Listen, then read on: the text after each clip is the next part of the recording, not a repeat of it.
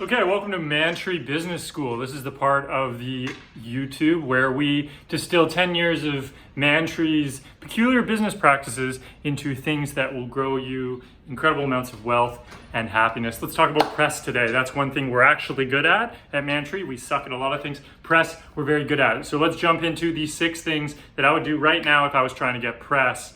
We've been in Today's Show, Oprah, Good Morning America, GQ, People Magazine, whatever. This is what we did to get in those publications.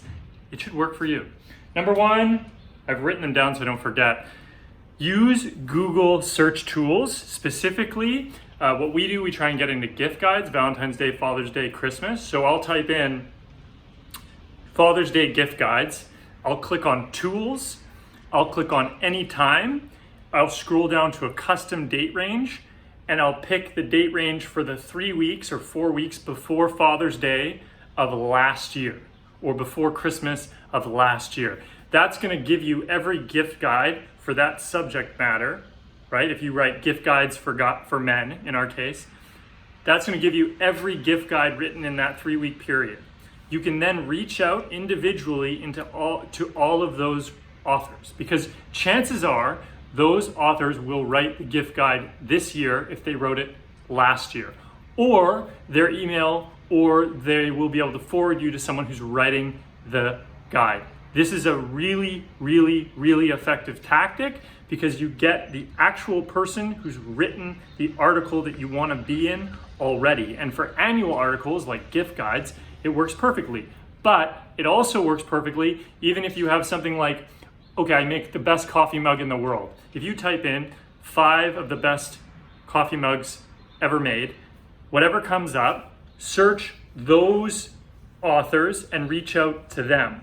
Or take an adjacent product like 5 things that make camping more fun and reach out to those authors. So the key is you have to reach out to authors who have specifically covered your topic.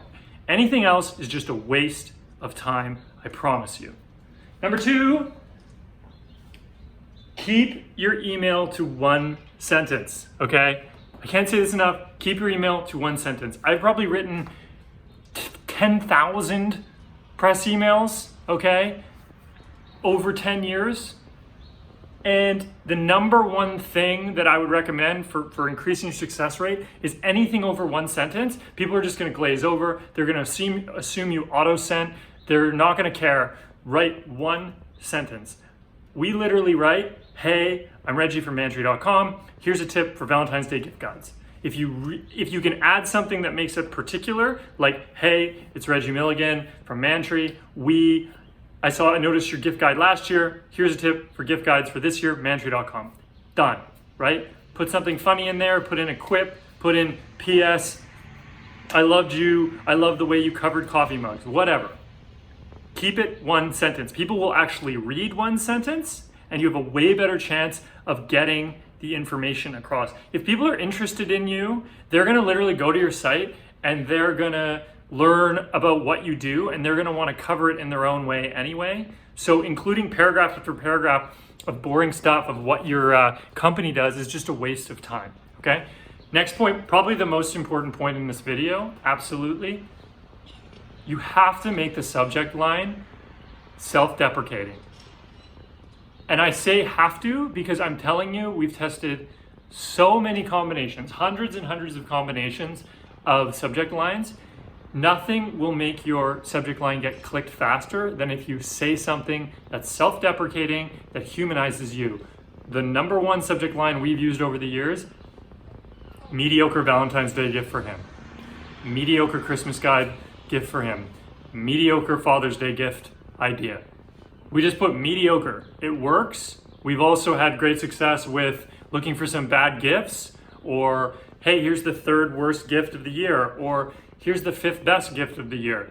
Just something that's like immediately disarms the person who's reading it, because it's not salesy and it's not lame, and like they can see that you're like a human a little bit.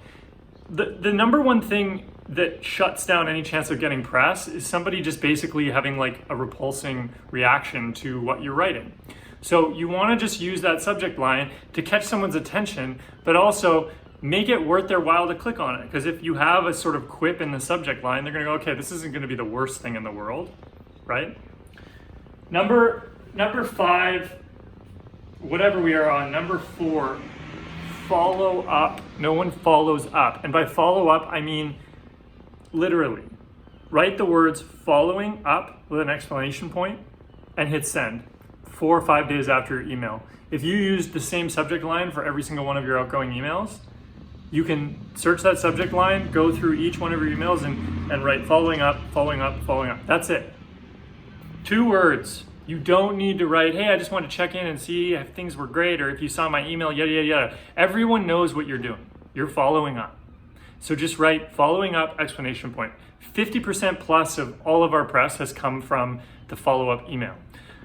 Finally, I just want to talk to you after those sort of tactics about like why press is awesome. If you're launching a startup or a business or you're working on anything, food makers I'm thinking of, before you spend money on ads, please sit down for 2 days, drink a boatload of coffee, put a really motivational video or really motivational movie on repeat in the background, and write 10 hours of press each day. Just follow the sequences that I've told you and just write as many emails as you can until you lose all inspiration after having whatever, 6 venti pikes. If you do that for 2 days, okay, you will probably write 100 plus emails and you will get press. And when you get press, when you get backlinks to your site, it helps SEO and it drives real sale. I can give you a really simple example. Like I looked up who the Today Show presenters were of the previous year. This was probably in 2020 maybe. And I looked up, I saw who the presenter was. I reached out to them on social media. Social media is just as easy as email nowadays. You don't even have to worry about getting someone's email address. You can literally just search their name and then Twitter, Instagram, and DM them. I reached out to them. I was like, hey, what's up? If you're doing any gift guides this year, think of us. Got a message back right away. Hey, actually doing a gift guide. Somebody just dropped out. Can you send a box here? Yes, we were on the Today Show. We did $24,000 in like an hour, right? And it's just like press, you can't do that with paid ads. So like before you spend any money on paid ads, at least try to sit down for 2 days and rip off press emails, especially if you're a new product.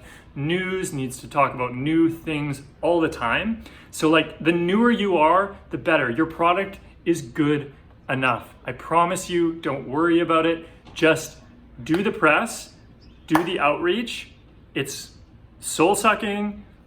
Don't bother with a PR firm. Don't bother with any of that. Sit down, drink a bunch of coffee, 2 days, rip it off and forget about it. Then follow up 3 days later and be done with it. Do that once or twice a year and you will get articles and it will transform your business, your project, whatever you're working on. So I hope that helped. That's what we do.